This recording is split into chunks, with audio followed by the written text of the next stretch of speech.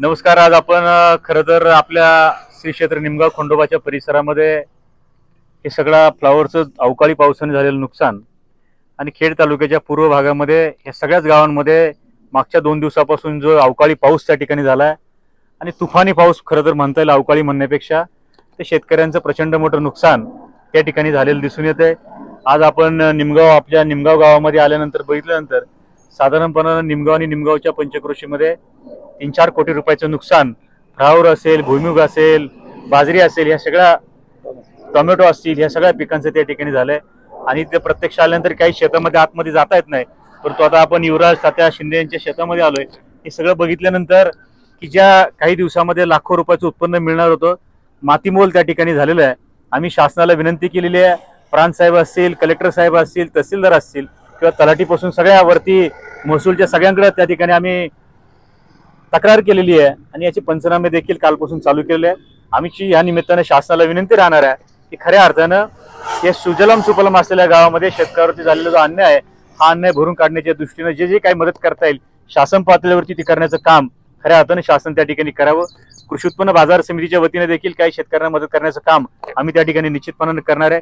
माझ्यावर आज आमचे निमगावचे सगळे ग्रामस्थ मोठ्या संख्येने उपस्थित आहे। प्रचंड मोठं नुकसान खरं तर या पूर्व भागामध्ये झालंय। मग दावडी असेल, खरपुडी असेल, रेटवडी असेल, मांजरेवाडीपासून हा सगळा भाग, पूर्व भागातील सगळी गावं पावसाने मोठ्या प्रमाणात झोडपलेली आहेत। आपल्याबरोबर आज आपण युवराज सात्यांच्या शेतामध्ये बाळासाहेब शिंदे पाटील आहेत, बबनराव शिंदे आहेत, आमचे महेश भाऊपासून ही सगळे सहकारी, संजीव भाऊंपासून, निलेश भाऊंपासून, आमचे हे सगळे दिनकर आपणपासून सगळी मंडळी या ठिकाणी आवर्जून उपस्थित आहे। तर मोठ्या प्रमाणात नुकसान या ठिकाणी झालंय। बाळासाहेब शिंदे पाटील आपल्या बरोबर आहेत। पाटील साहेब, तुम्ही साधारणपणे 2 दिवसापासून ही सगळी परिस्थिती बघताय, काय एकंदर सगळी परिस्थिती आपल्या गावामध्ये काय नेमकी झालेली आहे? खरं तर श्री क्षेत्र निमगाव खंडोबा हे गाव फ्लावर पिकवणारं म्हणून पुणे जिल्ह्यामध्ये प्रसिद्ध असलेलं गाव आहे आणि 764 या वाहनाची लागवड यावेळेस शेतकऱ्यांनी केली। 13 तारखेपासून 11 तारखेपासून पावसाला सुरुवात झालेली आहे, परंतु अलीकडच्या 2-3 दिवसामध्ये हैवानी पाऊस झालेला आहे, तुफान पाऊस झाला। खरं तर ह्या वाहनाला 2 पाऊस झाले की ती आपोआप त्याच्या कांद्याची सड होते। खऱ्या अर्थानं शेतकऱ्यांचा माल या ठिकाणी काढणीला आलेला होता। 200 ते 250 रुपये 10 किलोला बाजार होता, परंतु हे निसर्गाच्या पुढे काय चालत नाही, अशा पद्धतीने निसर्गाने आवकृपा केली आणि मोठ्या प्रमाणावर या गावचं नव्हे या परिसराचं पूर्व पट्ट्याचं मोठं नुकसान या ठिकाणी झालेलं आहे। बाजरी असेल, भुईमुग असेल किंवा फ्लावर असेल, खरं तर निमगाव हे फ्लावर पिकवणारं पुणे जिल्ह्यातलं एक मोठं गाव आहे आणि त्या फ्लावरच्या याच्यावर या गावात नगदी पैसा येत असतो, परंतु जवळजवळ 3 ते 4 कोटीला आज गाव झोपलेलं आहे। हा सगळा पैसा पाण्यात गेलेला आहे। खूप मोठं भांडवल फ्लावरला लागतं आणि त्या भांडवलाचं आज मात्र काहीच झालेलं नाही, मातीमोल झालेलं आहे। खरं तर शेतकऱ्यांना मदत मिळावी, आमचे सभापती विजयभाऊ शिंदेंनी सगळ्या पद्धतीने सरकारी यंत्रणेला या ठिकाणी सजग केलेलं आहे की तुम्ही सगळे पंचनामे करा आणि जास्तीत जास्त रक्कम शेतकऱ्याला कशी मिळेल यासाठी प्रयत्न करावा, अशी सभापतींनी या ठिकाणी मागणी केलेली आहे। आमची ग्रामस्थांची सुद्धा तीच मागणी आहे आणि सभापती साहेबांनी ही मागणी लावून धरून आम्हाला शेतकऱ्याला न्याय मिळावा अशी अपेक्षा आम्ही या ठिकाणी व्यक्त करतो। या ठिकाणी निमगावचे माजी सरपंच बबनराव शिंदे हे नुकसानीविषयी माहिती देतील। आज श्री क्षेत्र निमगाव या ठिकाणी कृषी उत्पन्न बाजार समितीचे सभापती विजयसिंह शिंदे पाटील हे नुकसानग्रस्त शेतकऱ्यांना आणि शेतीला भेट देण्यासाठी या ठिकाणी उपस्थित झालेले आहे। या ठिकाणी सर्व नुकसानग्रस्त शेतकरी उपस्थित आहेत। महाराष्ट्र राज्य पोलीस पाटील संघटनेचे अध्यक्ष बाळासाहेब शिंदे पाटील या ठिकाणी उपस्थित आहेत। प्रशासकीय यंत्रणेचे पंचनामे कालपासून निमगावमध्ये चालू आहेत। निमगावमध्ये सर्वात उन्हाळी जे नगदी पीक जे म्हणलं जातं ते फ्लावरचं पीक आहे आणि या फ्लावरच्या पिकाला अवकाळी पावसानं 100% नुकसान झालेलं आहे। खरं तर गेल्या 30-40 वर्षामध्ये पाहतोय की अशा पद्धतीचा पाऊस हा कधी या भागामध्ये पडलेला नाही आणि म्हणून शेतकरी नेहमी या ठिकाणी शेतकरी हा उन्हाळी नगदी पीक घेत असताना एप्रिल मे या महिन्यामध्ये फुलावर येईल अशा पद्धतीचं पीक घेतो आणि या फुलावरला भांडवली खर्च एकरी 50 ते 55 हजार रुपये आहे. अशा पद्धतीचं फ्लावरचं पीक पूर्णपणे नष्टनाबूद झालेलं आहे. शेतकऱ्यांचं फार मोठं नुकसान झालेलं आहे. एकरी 2 ते 2.5 लाख रुपये शेतकऱ्यांना मिळणार होते ते संपूर्ण पाण्यात गेलेले आहेत. जवळजवळ 50 ते 60 हजार एकरी खर्च हा सुद्धा पाण्यात गेलेला आहे. शेतकरी हवालदिल झालेला आहे.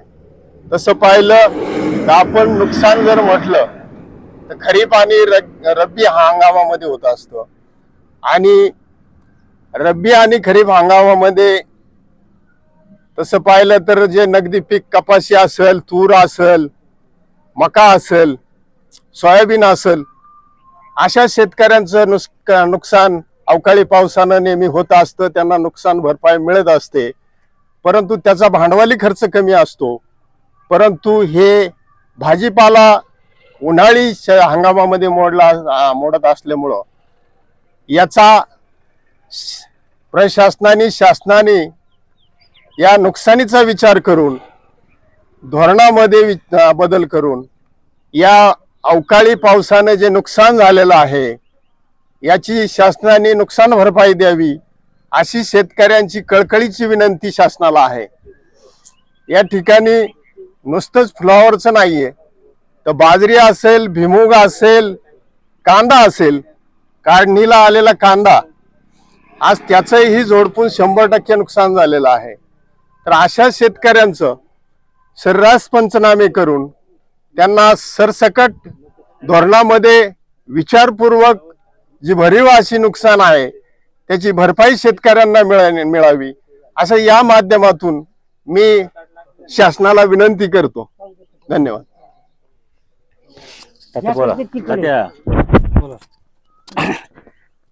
माझी फळावर अशी होती, एक 40 पुडी आणि एक 20,000 हुंडी एवढे मी रोख पैशानी घेतलेली होती. आता सगळी लागवड झाली, खुरापणी झाली, सालपिटं पूर्ण झाली. गुंडीवर आलेला माल हा पाऊस जे चालू झाला तो 11 दिवस पाऊस नेट चालू आहे.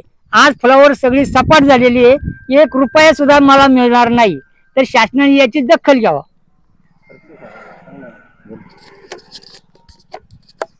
श्री क्षेत्र निमगाव खंडोबा या ठिकाणी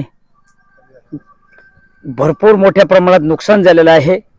मी शेतकरी बोलतोय आणि आमचे माननीय सभापती साहेब या ठिकाणी उपस्थित आहेत.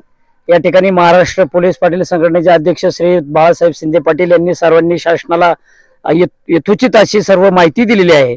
म्हणून शासनाला आमची विनंती आहे की सर्व शेतकऱ्यांना जी जी पिके गेलेली असेल त्या पिकांचे पंचनामे सदर चालू आहेत आणि नुकसान भरपाई द्यावी अशी शासनाला आमची कळकळीची विनंती आहे.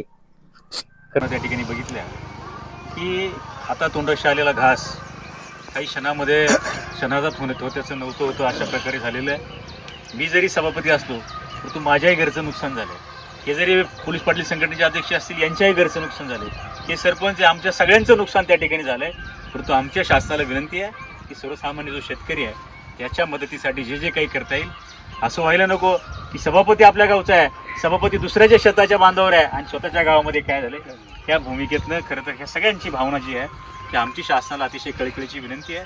तात्या तुम्ही काही काळजी करू नका की खऱ्या अर्थानं मोठं नुकसान तुमचं त्या ठिकाणी झालं. गेल्या अनेक वर्ष असे शेतकरी आहेत की ती हमखास मिळणारा नफा किंवा अगदी हमखास त्या ठिकाणी पैसे काही मिळणारं पीक म्हणून त्यावर आमची महाराष्ट्रामध्ये प्रसिद्ध आहे. त्यामुळं आज आमचं हे मोठं नुकसान या परिसरामध्ये पावसाने निश्चित बंद झालं आहे. आज आपण सगळे आलात की सगळी पाहणी त्या ठिकाणी केली आहे. लवकरच सकारात्मक पद्धतीनं आमचं शासनाकडे पाठपुरावा त्या ठिकाणी आहे. बाजार समितीच्या वतीने देखील काही मदत शेतकऱ्यांना त्या ठिकाणी करण्याचा मनोदय आमच्या सगळ्या मंडळींचा आहे. आज आपण आला हे सगळं बघताय. निश्चितपणानं शासनाकडे आपल्या सगळ्यांच्या माध्यमातून एवढीच मागणी आहे की लवकरात लवकर पंचनामे पूर्ण करायचं काम, पंचनामे करायचं काम त्या ठिकाणी चालू आहे. 2 दिवसामध्ये पंचनामे होतील आणि शासन स्तरावरती पुढील कारवाईसाठी आम्ही सगळे मिळून प्रयत्न त्या ठिकाणी करू. धन्यवाद.